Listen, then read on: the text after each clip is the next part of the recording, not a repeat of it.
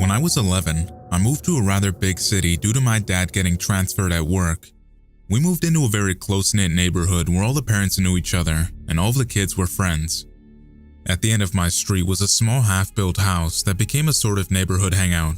It had been abandoned during its construction for unknown reasons and sat there for nearly 2 years before we all decided it was the perfect clubhouse. All of the kids would walk home from school together, stop in to tell their parents where they were going, and then head down to the clubhouse. One Saturday I went across the street to my friend's house and asked if she wanted to come down to the clubhouse with me. She said she was eating lunch, but that she'd meet me as soon as she was done. I said okay and went down to the house to wait. I was sitting on the front steps of the house when a white car with very darkly tinted windows pulled up to the curb. To my young mind, it looked exactly like a police car without any lights or indicators on it, so I honestly thought that this was a police officer. The driver of the car rolled down the passenger window and leaned over the seat, and I could see that he was wearing a police officer's uniform and aviator's sunglasses. He waved me over. Not wanting to make this cop angry, I approached the passenger side of the car. "Hey there, do you think you could help me with something?" he asked me. He seemed nice enough, so I told him that I'd try. He went on to show me a picture of a little girl I'd never seen before and asked if I knew her. I shook my head, and he told me that she was missing and that her parents really wanted her back, but he was having trouble finding her. At that point, my friend from earlier, who we'll call Anna, had showed up. The guy asked Anna if she'd seen the little girl, but she hadn't either. He then seemed to get really sad and shook his head, saying, "I just really wish I could find her. Do you two want to help me look? If you get in my car, we can drive around and hopefully we'll find her." To me, that sounded awesome. I threw all notions of stranger danger out the window.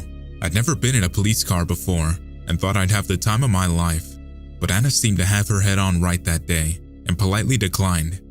This visibly upset the man, and he got really angry, telling us that he'd arrest us if we didn't get in his car and help him. He then reached into his glove box and pulled out a set of handcuffs. Anna and I started freaking out, and we booked it back to my house. We heard the man speed off as soon as we started running. At this point, we were both crying, but we managed to get to my house and tell my mom what had happened. She immediately called the police and asked if they had an officer patrolling in our neighborhood, but they didn't. So the real cop showed up to my house and asked me and Anna a ton of questions, and I realized that that scary man's police uniform was way off. They tried to get a description from us, but he was wearing a hat and sunglasses that blocked most of his face, so it didn't really amount to much. We were, however, able to provide a description of the little girl in the picture. As far as I know, nothing happened with the guy. I've tried searching for any news articles, but I haven't found anything. The description we gave of the little girl didn't match any missing people within a 100-mile radius of our town, so nothing came of that either.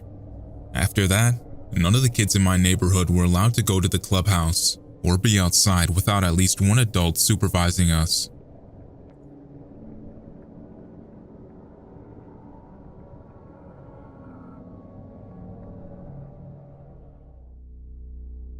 This story is from when I was about 9 or 10 years old, so I'm trying to recount these events as best I can.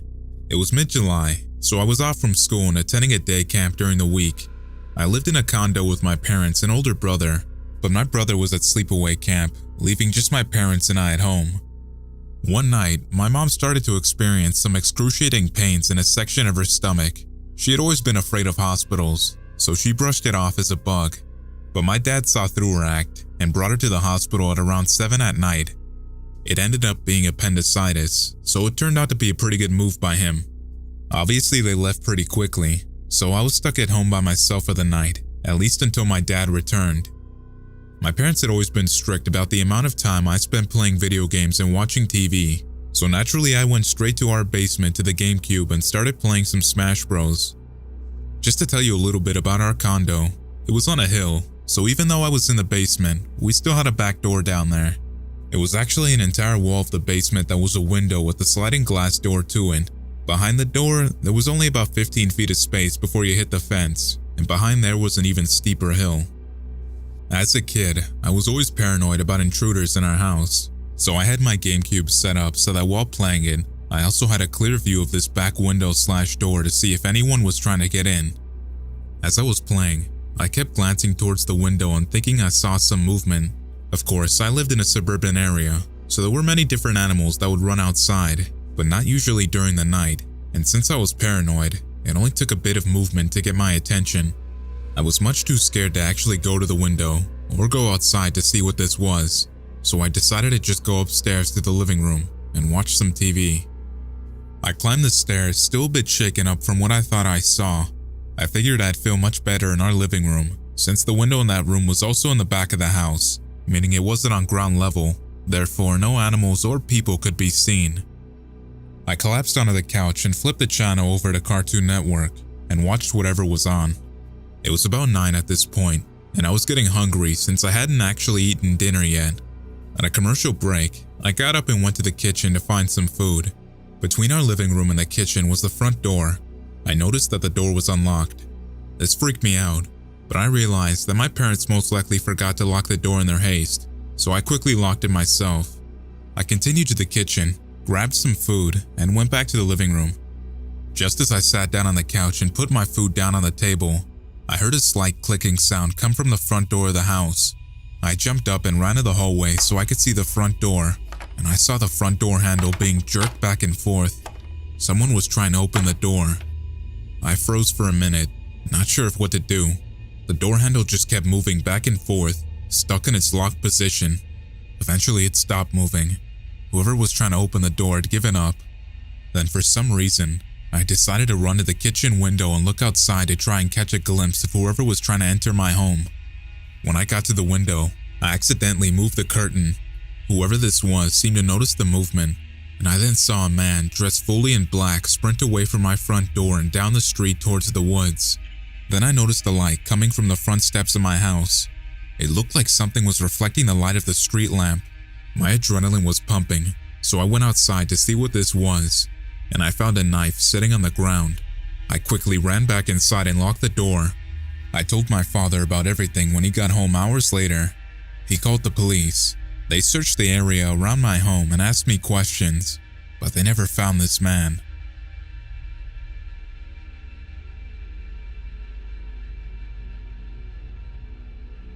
I'm 23 now, and this happened about 10 years ago. I used to skate all the time with my friends Tim and Brandon.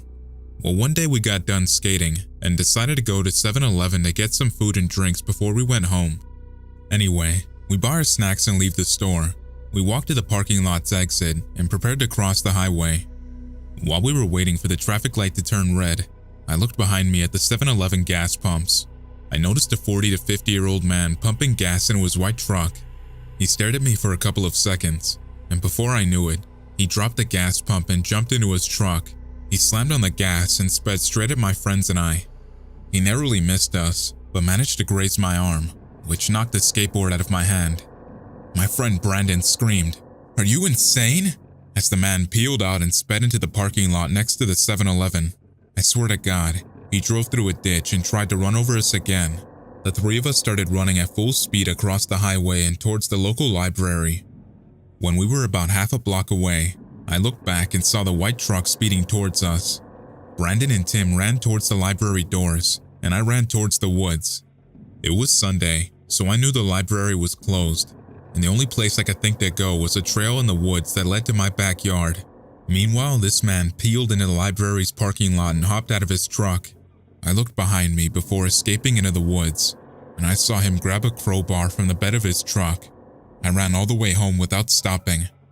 When I got to my street, my neighbor, who was also Tim's dad, told me to get into his car because we had to go to the video store, which is where Tim's mom worked. When I got there, I found Tim and Brandon and 3 cops. They later told me that they ran to the video store after realizing that the library was closed. A minute later, my mom came in crying her eyes out. Apparently Brandon and Tim told her that they weren't sure if I was alright. Everyone thought that I was caught by this man.